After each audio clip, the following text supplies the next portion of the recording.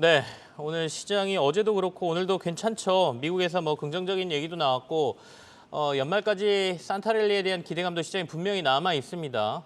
시장을 오랫동안 봐오신 분들 그리고 직접 매매를 하시는 분들은 또 지금 시장을 어떻게 판단하고 계시는지 얘기를 좀 들어보기 위해서 오늘은 그로스힐 자산운용의 김태용 대표를 이 자리에 모셨습니다. 인사부터 나누겠습니다. 어서 오십시오, 대표님. 네, 안녕하십니까. 지금 업계 경력이 한 거의 30년 되시죠? 네, 대부분 자산운용 쪽에 계셨으니까 말씀 쉽게 말하면 매니저, 펀드 매니저로 생활 계속 하신 거지 않습니까? 네, 맞습니다. 요즘 시장 상황을 어떻게 보고 계세요? 네, 지금 이제 일시적으로 반등장이 나오고 있어서 네. 뭐 산타랠리다 이런 얘기도 있고 긍정적인 걸로 보고 있습니다. 그런데 저희가 봤을 때는 진짜 하락이 멈추고 상승으로 추세 전환하는 거는 내년 상반기 중에 나타날 것 같습니다. 내년 상반기쯤. 네, 네. 그래서 물론 이제 내년에 실물 경기는 더 나빠질 겁니다. 그리고 네. 경기 침체 가능성에 대한 얘기도 많기 때문에 그러한 그 경기 둔화, 실적 둔화 이런 것들은 우리가 좀 약간 예측을 하고 있어야 하지만은 네. 실질적으로 이번 사이클에서 주가가 상당히 선반 영향에서 많이 빠졌습니다. 예를 들면은 한국의 주식시장 같은 경우는 1년 거의 5개월째 빠지고 있죠. 네네. 미국도 1년 정도 빠지고 있고요. 그래서 과거에는 이렇게 길게 빠진 적이 별로 없었고요. 최장 많이 빠졌을 때가 한 2년 정도 빠졌습니다. 네. 그렇기 때문에 경기 둔화를 상당히 선반영하고 있다 이렇게 판단을 하고 있기 때문에 네. 만약에 이제 내년에 금리 상승이 멈춰주는 그러니까 종착점이 오면은 그때는 좀 강한 반등이 시작이 될 거다 이렇게 생각을 하고 있습니다. 그렇게 말씀하시는 근거로 제가 판단을 해보면 금리 상승이 멈춰지는 시점을 상반기로 보신다라고 저희가 해석해도 될까요? 네, 그렇습니다. 그래서 시장에서도 이미 선물 시장이나 아니면은 페드 점도표로 봐도 내년에 5월이나 6월 정도 그때는 이제 금리 인상이 멈춘다 이렇게 이제 보고 있고요. 그리고 이제 어제 파월 의장의 발언도 상당히 변화가 있었죠. 네네. 네, 그래서 그 전까지는 이제 그렇게 얘기를 했죠. 뭐냐면은 물가를 잡기 위해서는 경기 침체가 오더라도 금리를 올려서 물가를 꼭 잡겠다 이렇게 얘기를 했지만 네네. 이번에는 완전히 스탠스가 바뀌었습니다. 예를 들어서 한 번 경기 침체가 들어가면은 회복하기가 너무 어렵기 때문에 속도를 조절해서 경기 침체에 빠지지 않도록 최대한 노력하겠다 이렇게 방향 전환을 했습니다. 그렇기 때문에 그 금리 인상이 계속되는 부분에 네. 둔화되는 부분은 얼마 남지 않았다 이렇게 판단하고 있죠. 자, 이제 앞서 조정의 기간이 좀 길었다. 역사적으로 통계로 봐도 이 정도까지 조정받는 기간이 별로 없었다라고 말씀을 해주셨는데 그건 반면에 반대로 얘기하면 그만큼 시장 상황이 안 좋았다. 그러니까 뭐 인플레이션이라든지 경기 침체라든지 이런 게 훨씬 더 심각하다라는 방증으로 저희가 해석할 수도 있는 부분일 것 같아서 그 부분에 대한 의문을 잠깐 말씀을 드려보고요. 그다음에 대부분의 증권사들이 내년에는 상반기가 좋다가 하반기에는 좀 안 좋을 거다 이렇게 전망을 하고 계시더라고요. 그거하고는 약간 견해가 다르신 것 같은데 어떻게 생각하고 계십니까? 네, 지금 이제 저희도 완전히 바닥을 찍었다라고 표현하기 좀 어려운 네네. 부분은 뭐냐면은 일단은 금융 시스템 안정이 이제 확인이 돼야 됩니다. 아직까지는 이제 채권 시장이 굉장히 둔화가 돼 있고 또는 이제 영국 국채 문제라든지 이런 문제들이 어디서 어떻게 불거져 나올지는 아직 네. 모르는 상황이에요. 금리가 발작적으로 많이 올라갔기 때문에 나타나는 현상들이고 대부분의 부동산 프로젝트나 펀드들에서 추가적인 부실이 나올 수도 있습니다. 그거는 저희가 조금 예측을 하고 있어야 하고요.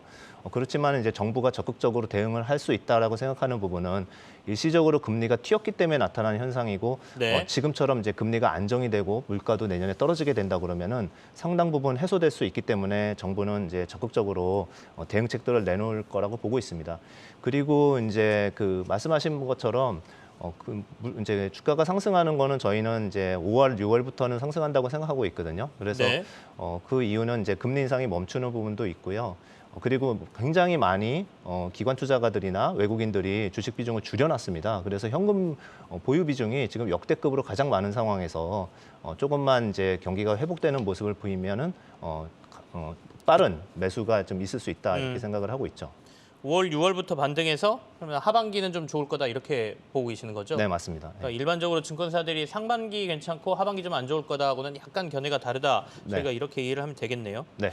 자, 그러면 지금부터 우리 개인 투자자들은 조금씩 괜찮은 회사들은 찾으면서 사야 되는 건지 아니면 말씀하신 5, 6월이라고 하면 내년 상반기까지 좀 기다렸다가 아까 말씀하신 변수들 막 크게 안 터지는 거 보고 적극적으로 시장에 들어가야 되는 건지가 궁금한데요. 네, 지금부터 저점 매수를 계속 하는 거는 네. 유효한 전략이라고 생각합니다.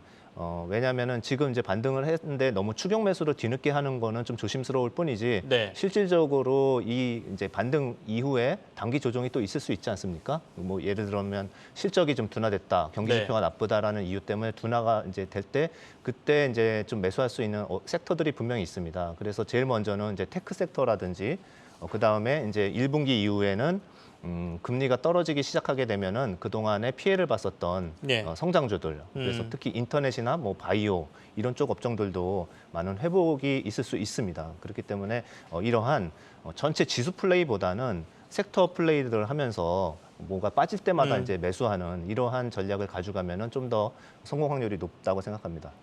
그러면 이제 시장에서 상대적으로 이제 금리가 오르면서 이른바 가치주들이 조금 더 각광을 받고 성장주들은 이제 금리가 오르니까 부담스럽다 그래서 관심을 못 받았는데 그렇죠. 내년에는 상황이 좀 바뀔 거다 이렇게 보고 계시는 거네요. 네, 맞습니다. 알겠습니다. 그러면 내년에는 지금부터든 아니면 내년 상반기든 금리가 정점을 찍는다라는 게 보인다라고 하면 우리가 성장주에 조금 더 관심을 갖자 이렇게 주문을 하고 계십니다. 지금 저희가 그로스힐 자산운용 김태용 대표하고 인터뷰를 하고 있고요. 아마 지금 보신 분들은 저분 누구신가 하시는 분이 계실 것 같아서 제가 한 번 더 누구신지 말씀을 드렸습니다. 올해는 이제 이른바 태조 이방원이라는 섹터가 굉장히 유행을 좀 탔지 않습니까? 네. 실제로 배터리는 아직까지도 굉장히 좋은 상황이고요. 혹시 내년을 전망하시면서 그렇게 우리가 관심 가져야 될 부분들을 꼽으신다고 하면 어디를 보고 계십니까? 네, 태조 이방원은 사실은 이제 테마치고는 나쁘지 않은 테마였다고 생각합니다. 네. 그런데 저희가 이제 판단하기에는 조선하고 그다음에 원자력, 원전 이 정도 네. 빼고는 여전히 유효하다고 생각합니다. 그 이유가 뭐냐면요.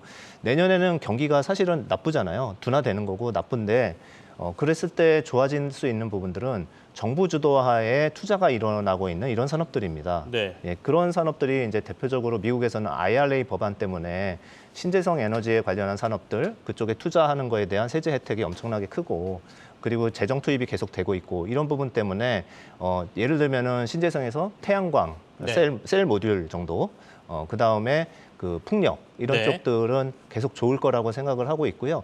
실질적으로 그런 정책 때문에 하나솔루션이라든지 이런 기업들이 미국의 대규모 투자를 단행을 하고 있습니다. 그래서 저희가 알기로도 생산 캐파가 지금보다는 한 3배 정도 지금 늘어날 예정입니다. 그래서 이렇게 좀 경기가 나빠지는 거에 비해서 약간 경기랑 무관한 업종이라고 할 수 있겠죠. 그래서 이제 이렇게 보고 있고 2차 전지 업종도 큰 사이클은 한 3년간은 더 유지가 될 것으로 보고 있습니다. 왜냐하면 마찬가지로 강력한 수요에 의한 수주를 바탕으로 한 투자가 이루어지고 있기 때문에 네네. 매년 한 50에서 60% 정도의 생산 능력이 늘어나고 있습니다.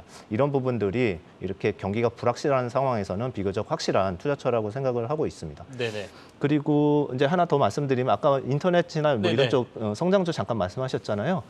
그런 것처럼 성장주가 빠졌는데 인터넷도 굉장히 많이 빠졌는데요. 인터넷이 이제 카카오나 네이버 같은 경우는 50%, 60%이 정도 빠졌는데 그런 주가들을 보면은 이익이 상당히 많이 망가진 걸로 볼 수 있는데 실질적으로 그렇게 많이 둔화되지는 않았습니다.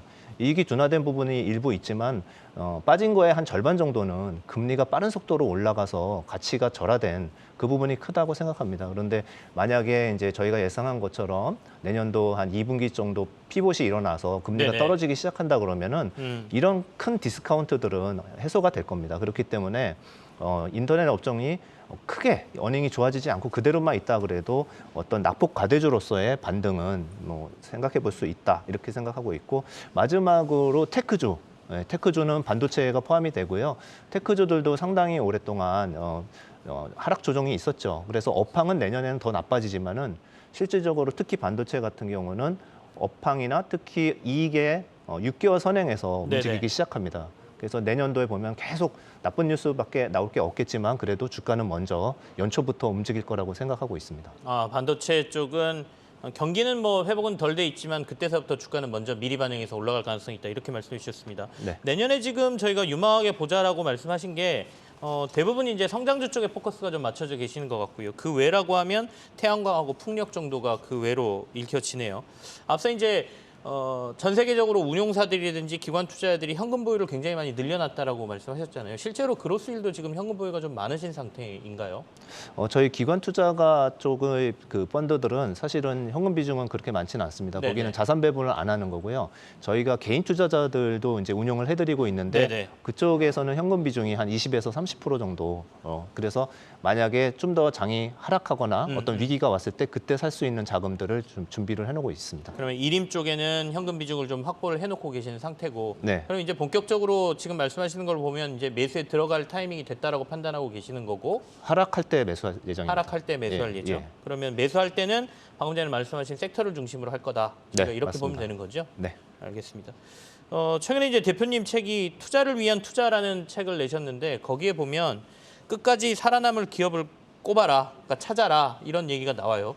근데 이제 우리 개인 투자자분들 중에 끝까지 기업은 살아남았는데 주가는 죽었더라, 뭐 이렇게 말씀하신 분들도 있더라고요. 네. 이거는 어떤 의미로 저희가 해석을 해야 될까요?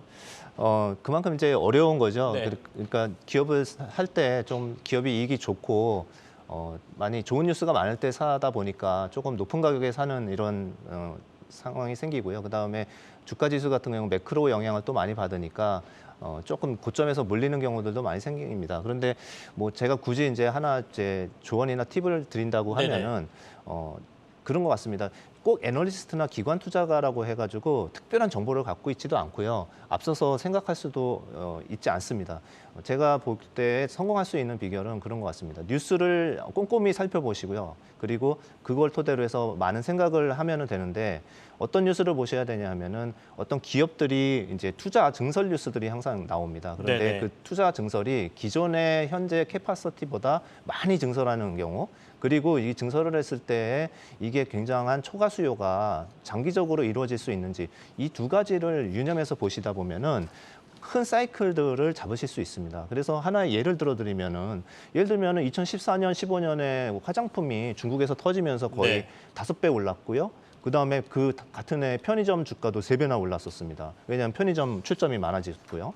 그리고 뭐 예를 들어 18년 같은 경우는 셀트리온 같이 바이오시밀러 하는 쪽들이 또 5배나 올랐고요. 네네. 마지막 최근에는 뭐 2차 전지 소재, 양극재들이 그렇죠. 거의 2년간 10배 가까이 올랐습니다. 이런 주가들을 크게 잡으려고 그러면은 증설 뉴스를 잘 보다 보면은 충분히 기간을 두고 잡을 수 있습니다. 그래서 저희가 주변에 있는 익숙한 것들, 이런 것들을 보시면서 이게 장기적인 수요인지 이 판단만 잘 하시면은 기관차 투자가와 다름없이 큰 사이클을 편성하실 수 있다. 이렇게 좀 말씀드리고 싶습니다. 갑자기 궁금해진 게 최근에 이제 사우디 이슈가 워낙 크다 보니까요. 건설 쪽, 흔히 말하는 빈살만이 추진하고 있는 네옴시티와 관련된 이슈랑 방산을 한번 여쭤보고 싶은데 그 부분은 어떻게 생각하고 계십니까? 네, 네옴시티 같은 경우는 크게 봤을 때는 좋은 뉴스인 건 맞는데요. 실질적으로 주식시장은 중요한 게 뉴스나 루머로만 올라가면은 일단은 크게 올랐다가 다시 떨어지는 경우가 많습니다. 그게 방지되려고 그러면은 네. 실질적으로 손에 쥔 수주, 그래서 수주가 매출로 연결되는 시점이 언제인가, 이 부분이 가장 중요합니다. 그래서 저희가 원전주 같은 경우는 태조 이방원에서도 크게 이렇게 신경을 안 썼던 이유가 그게 굉장히 10년간의 프로젝트고 실제 이익으로 이렇게 꽂히려고 그러면은 상당한 시간이 필요하고 불확실합니다. 네옴도 약간 그런 성격을 갖고 있기 때문에 너무 급하게 따라잡기보다는 수주를 바탕으로 한 네. 그러한 플레이를 하는 게 좋을 것 같고요. 방산 같은 경우는 얘기가 좀 다르죠. 그런 측면에서 실질적으로 방산, 네네. 로템이라든지 LIG, 뭐 넥스원이라든지 이런 기업들은 실질적인 수주를 바탕으로 해서 주가가 올라가고 있습니다. 그래서 어닝이 돈반되는 그런 섹터이기 때문에 방산은 상대적으로 더 안전하다고 생각하고 있습니다. 두 개만 놓고 본다면 상대적으로 방산이 조금 더 그렇죠. 매출이나 실적이 기반이 돼 있기 때문에 관심을 가질 만하다라는 말씀이십니다. 네. 그래도 근 30년 이제 시장에서 플레이를 하시면서 투자자들도 직접 만나시기도 하고 기관 투자자들을 보고 계셨을 테니까 최근에 시장에 임하고 있는 우리 시청자분들한테 조언을 해주신다면 어떤 걸 조언해 주고 싶으십니까? 예, 저도 뭐 30년 했지만 사실 뭐 많이 틀리는 경우도 있고 네. 굉장히 어려운 것 같습니다. 그래서 이제 주식시장 전체를 맞추려고 그러면은 좀 어렵고요. 그렇기 때문에 실질적으로 좀 더 좋은 산업이나 기업이 뭔지를 더 이렇게 찾아보는 그런 작업을 계속 해야 될 것 같습니다. 지금은 이제 시장이 아직 안 좋기 때문에, 그리고 내년에 경기가 계속 둔화가 될 것이기 때문에 신문에는 나쁜 뉴스가 더 많이 헤드라인을 장식할 것 같습니다.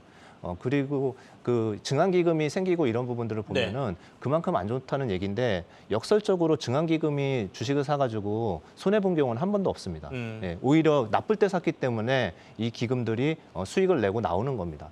그렇기 때문에 나쁜 뉴스에서 인간의 본성이 두려움을 회피하는 부분을 약간 역발상으로 오히려 나쁜 뉴스가 나올 때 저점 네. 매수하시는 이러한 기회로 삼으시면은 내년에도 좀 좋은 수익이 나지 않을까 이렇게 말씀드리고 싶습니다. 네. 참 어렵습니다. 그러니까 본능에 역행하라는 말도 어렵고 정말 비관론이 그렇죠. 쏟아지고 있는데 산다는 게 개인 투자들이 특히 쉽지가 않으신 게 이미 투자해놓은 돈들이 바닥이 나고 현금이 없다 보니까 들어오기가 참 힘든데요. 그래도 또 수익을 올리려면 이렇게 안 좋을 때 저희가 좋은 기업들 찾아보고 내년 전략 짜야 되는 거 아니겠습니까? 오늘 그로스힐 자산운용의 김태용 대표와 함께 시장 전반적인 것 그리고 내년 시장까지 전략 좀 확인해 봤습니다. 나와주셔서 고맙습니다. 네, 감사합니다.